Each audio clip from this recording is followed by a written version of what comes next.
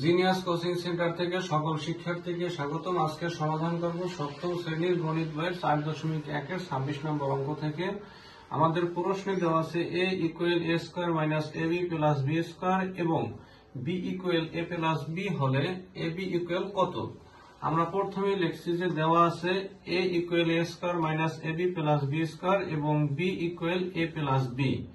যেহেতু আমাদের প্রশ্নে বলা হয়েছে যে ab ইকুয়াল কত, সেজন্য আমরা এখানে লিখে নিছি যে প্রদত্ত রাশি ab। এখন আমাদের ab এর মান বের করতে হবে। এর পরিবর্তে আমরা এর মান লিখব।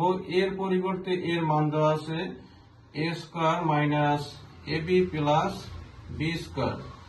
b এর পরিবর্তে b এর মান দেওয়া আছে a প্লাস b।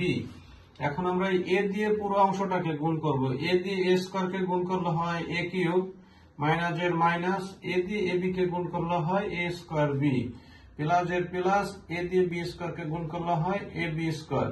এখন প্লাস b দিয়ে পুরো অংশটাকে গুণ, প্লাস b দিয়ে a স্কয়ার কে গুণ করলে হয় plus a square b plus b দিয়ে মাইনাস ab কে যদি গুণ করি তাহলে প্লাস a মাইনাস b দিয়ে ab কে গুণ করলে হয় ab square plus a plus b দিয়ে b স্কয়ার কে গুণ করলে হবে b কিউব।